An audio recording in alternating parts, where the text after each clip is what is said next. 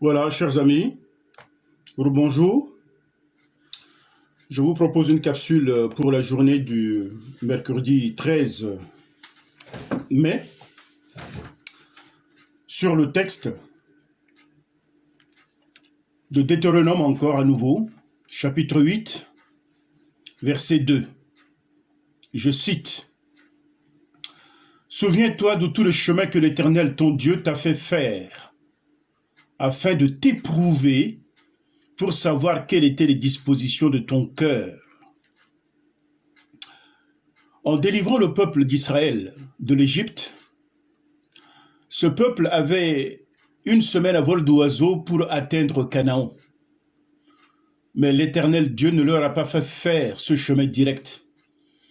Il les a fait passer par des détours pour pouvoir parler dans leur cœur, dit la parole de Dieu.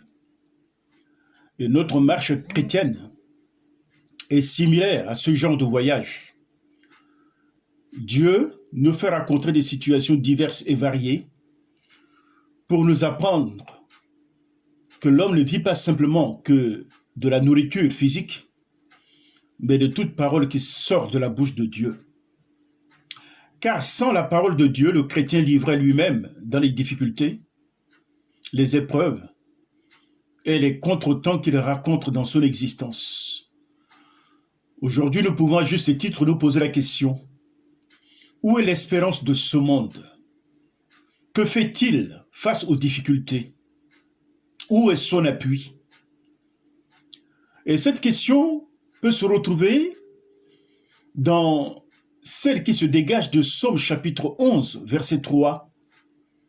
Je cite: « Quand les fondements de la terre sont ébranlés, le juste, que ferait-il » Je répondrai à cette question lors d'une prédication. Mais pour en revenir à notre texte, nous devons nous souvenir que la parole du prophète Ésaïe nous interpelle à ce sujet. Je cite: « Oh, si tu eusses été attentif à mes commandements, ta paix eût été comme un fleuve, et ta justice comme les flots de la mer, dit Dieu. » Ésaïe chapitre 48, verset 18. Souviens-toi de tout le chemin que l'Éternel ton Dieu t'a fait faire, afin de te passer au creuset de l'épreuve, pour éprouver ta valeur. Dieu permet les difficultés du désert pour connaître les dispositions de notre cœur à chacun. Il nous fait marcher par un chemin hérissé d'obstacles pour voir si nous l'aimons de tout notre cœur. Parce qu'il y a des gens parfois qui ont une approche utilitaire de Dieu. J'aime Dieu parce qu'il me bénit, il me guérit de mes maladies, il rend ma vie agréable. Mais si tel est l'objectif de notre marche dans la foi, nous faisons de Dieu un moyen pour atteindre un but. À partir de ce moment, le Dieu auquel vous croyez, c'était une idole. Or, l'objectif, c'est de rechercher Dieu, comme dit la parole de Dieu. Cherchez premièrement le royaume de Dieu et sa justice, et toutes choses vous seront données par-dessus. Dans Hébreux chapitre 12, il est dit que notre Père Céleste nous traite en fils et en filles, et que sa discipline sert à notre bien, à notre enrichissement.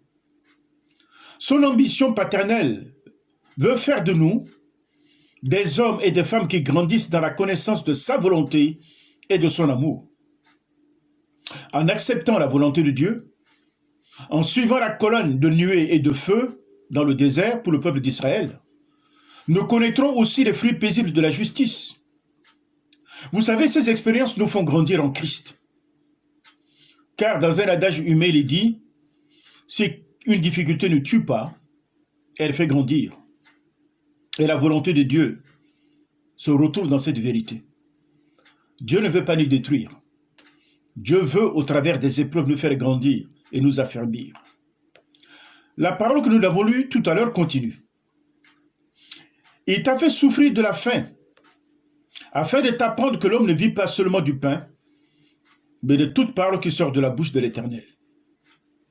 Dieu a permis que son peuple connaisse l'épreuve de la faim, comme il a aussi permis que le diable tente son fils bien-aimé, Jésus, qui n'y a pas succombé.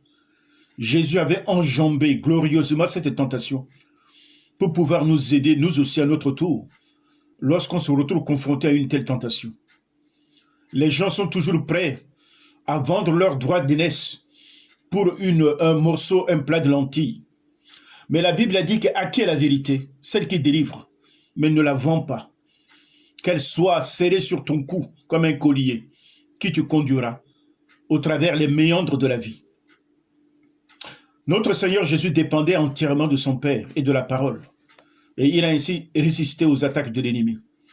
Nous aussi, nous devons nous armer de la parole du Seigneur pour résister par les temps qui vont venir, où le diable et les puissances célestes vont s'abattre sur l'Église, sur les enfants de Dieu comme une oiseau de proie, mais à notre tour comme des aigles, cherchant à avoir des ailes pour survoler cette tentation et aller au-delà de la tempête qui risque de s'abattre sur nous.